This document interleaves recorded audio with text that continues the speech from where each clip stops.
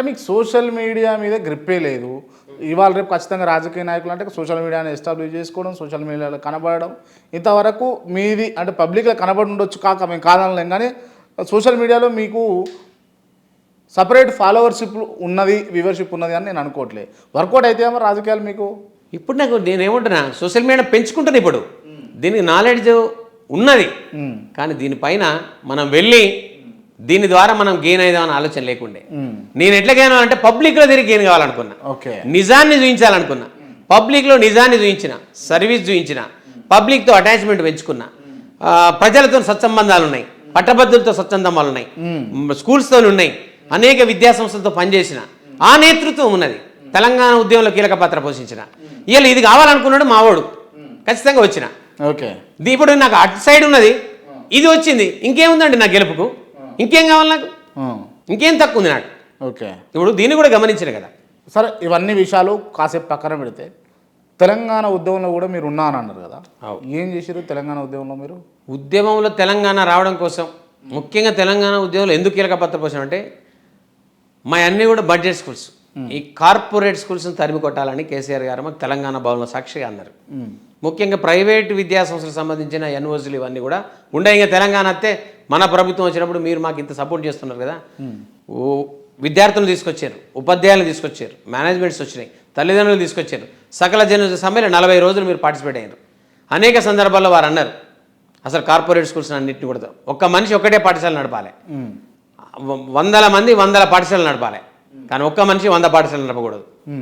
వాళ్ళ అవ్వడం వల్ల మేము చాలా దానిపైన అట్రాక్ట్ అయినాం. ఆ ఉద్యమంలో మేమందరం కూడా పార్టిసిపేట్ అయినాం. అవన్నీ జరుగుతున్నాయి అనుకున్నాం. సరే, జరగలేవు, అవి ఇంకెక్కువైనాయి. సో ఈ సందర్భంగా కూడా నేను ఇట్లా అంటా ఉన్నా, ఒకే మనిషి ఒకే పాఠశాల ఉండాలి, ఒకే పేరు ఒకే పాఠశాల ఉండాలి. ఒక పేరు మీద 100 పాఠశాలలు ఉండడం, ఒక మనిషి మీద 100 పాఠశాలలు ఉండడం, అది కార్పొరేట్ వ్యవస్థ, చదువును కొనుక్కోవడం. రైట్, ఈ సిచ్యువేషన్ వచ్చింది కాబట్టి అడుగుతా ఉన్నా.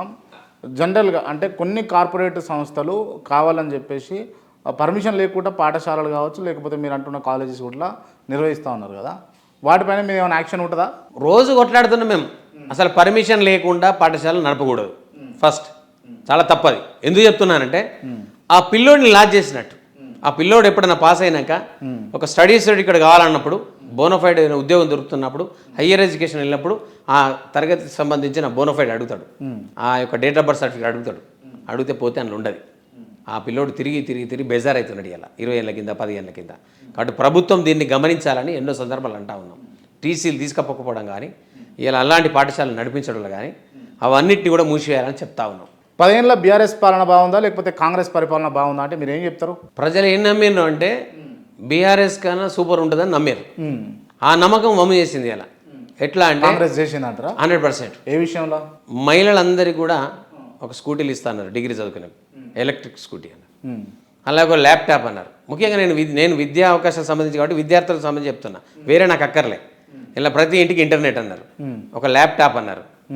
ఇలా ప్రతి ఒక్క మహిళా వికాస్ కింద ఒక 2500 అన్నారు. తర్వాత పోతే ఇంకోటి, ప్రతి పిల్లవాడు చదువుకునే డిగ్రీ వాడికి ఇంట్రెస్ట్ లేని ఒక 5 లక్షల ఏటీఎం కార్డు ఇస్తా అన్నారు. ఇవి ఫెయిల్యూర్సే కదండి. యూనివర్సిటీలో మార్పు కావాలన్నారు.